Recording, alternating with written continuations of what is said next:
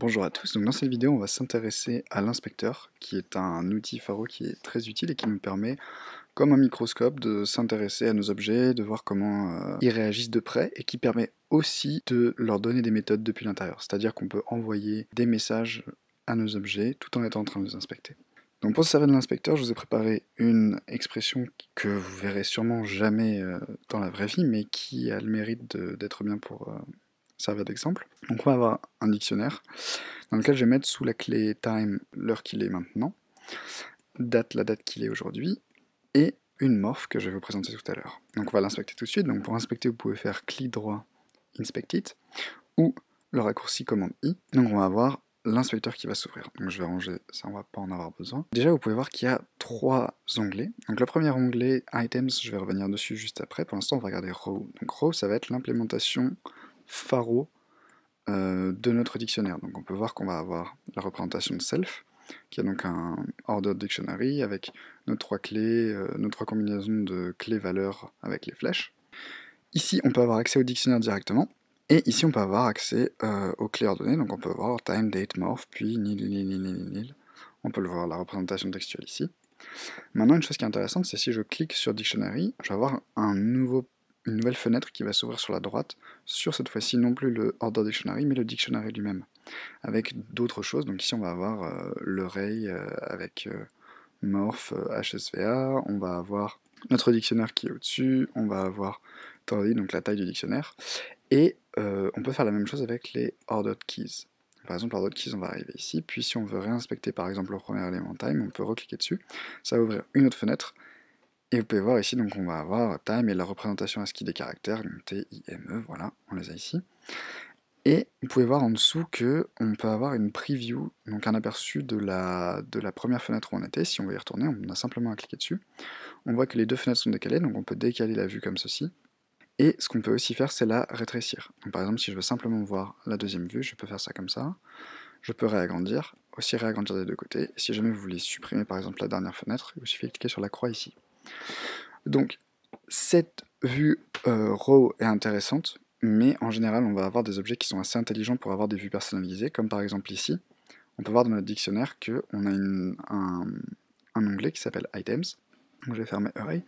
Cet onglet Items finalement c'est la même chose que ce qu'on peut avoir dans RAW, mais présenté de manière beaucoup plus lisible. On va avoir les clés sur la gauche, les valeurs sur la droite, on va avoir time, la valeur associée, donc notre valeur associée à time c'est time now, donc c'est l'heure qu'il est maintenant, date on va avoir day to day, et une morph. Donc si par exemple on s'intéresse à time, qu'on clique dessus, on va avoir time qui va s'ouvrir, et on va par exemple pouvoir aller regarder le temps, on peut mettre des méthodes directement ici dans le row en dessous. Donc, par exemple si je fais self hours et que je le prime, on peut voir qu'il est 14h. Si maintenant je fais self browse, et que je fais commande D pour do it, il va m'ouvrir tout de suite un system browser sur le package kernel dans la classe time, et je peux aller inspecter les différentes méthodes qu'il compose. Donc c'est quelque chose qui est intéressant. On peut aussi avoir donc des tailles, voilà, ça va nous donner plus d'informations sur l'objet time. Et l'onglet meta, qui est aussi présent ici, c'est un onglet qui nous montre la hiérarchie de classes de notre classe time. Donc on va avoir time, avec les différentes méthodes taguées avec les protocoles. Donc ici on a des méthodes converting, on a des méthodes accessing, printing, vous pouvez les chercher ici, vous pouvez filtrer. Et on peut aussi naviguer les superclasses jusque object et même proto-object. Voilà, c'est intéressant, ça vous permet de naviguer dans la hiérarchie. Une autre chose qu'on peut regarder, c'est par exemple si je clique sur la date, et on peut voir un onglet, donc toujours l'onglet Raw qui va apparaître avec la représentation brute de cet objet dans Pharo, et cet onglet personnalisé calendar qui va nous montrer donc qu'on est le 10 mai, donc il nous présente voilà, cette vue calendrier qui est implémentée dans la date. Pareil, je peux me mettre ici, faire browse, commander, et ça va m'ouvrir une vue sur le package, donc encore une fois kernel, avec la date. Donc ça c'est intéressant. Maintenant ce qu'on va voir c'est un objet un petit peu plus compliqué qui est HSVA Color Selector Morph. On va voir ce que c'est tout de suite. Donc si je clique dessus on peut déjà voir que, alors je vais agrandir ça, l'objet est plus compliqué puisque il est rempli de... donc on ne sait pas trop exactement à quoi ça correspond. Et c'est là où ça va être intéressant d'avoir des onglets qui sont cohérents et plus lisibles. Parce que si maintenant je clique sur Morph par exemple, ça va me présenter à quoi cette HSVA Color Selector Morph correspond. Je peux aussi le faire ici, par exemple, self, open inward, do it. On va avoir notre morph qui va s'ouvrir ici, on peut voir qu'on peut jouer avec, donc on a une sélection de couleurs, une collection de transparence, une sélection de la couleur ici. On peut aussi faire par exemple self-selected color. Ça va nous permettre de voir la couleur qui est sélectionnée actuellement avec sa valeur en rouge, vert, bleu et la transparence. Et ce qui est intéressant, c'est que on peut par exemple, si imaginons qu'on va y rajouter cette couleur dans l'inspecteur, on peut faire do it and go ou le raccourci commande G. Ça va nous permettre de rajouter notre couleur à droite de notre inspecteur. Et on peut maintenant inspecter la couleur. On peut la visualiser ici aussi. Voilà, donc c'est cette couleur-là qu'on a pu sélectionner. Donc maintenant je vais fermer ça, et je vais vous montrer autre chose qui est intéressant. Si maintenant je l'ouvre en double, par exemple ici, et que je vais fermer celle-là, donc je peux réduire ici. Voilà.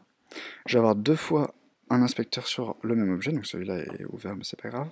Et ce que je peux faire d'intéressant, c'est par exemple ici me placer sur l'onglet Submorph, ici me placer sur l'onglet Morph, et en fait en déroulant cet arbre de composition qui normalement est représenté ici, donc on peut le chercher dans HSVMorph, puis SVMorph, puis donc c'est un arbre qui est assez compliqué dans l'implémentation brute. Maintenant si je me place dans Morph ici, je peux tout de suite voir, si je clique sur Animage Morph, cette vue à droite va se mettre à jour. Par exemple le bracket morph, color selector morph.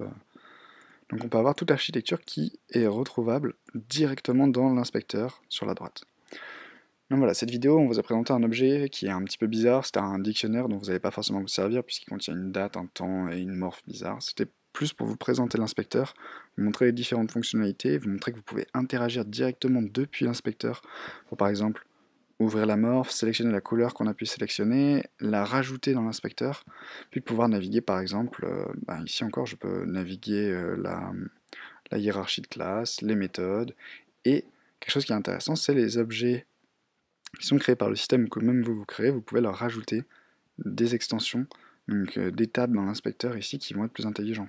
Le tab submorph et le tab morph sont extrêmement intéressants parce qu'ils nous permettent d'avoir sur une morph par exemple un retour direct soit de l'arbre de composition de notre morph, soit de la morph en elle-même sur le côté.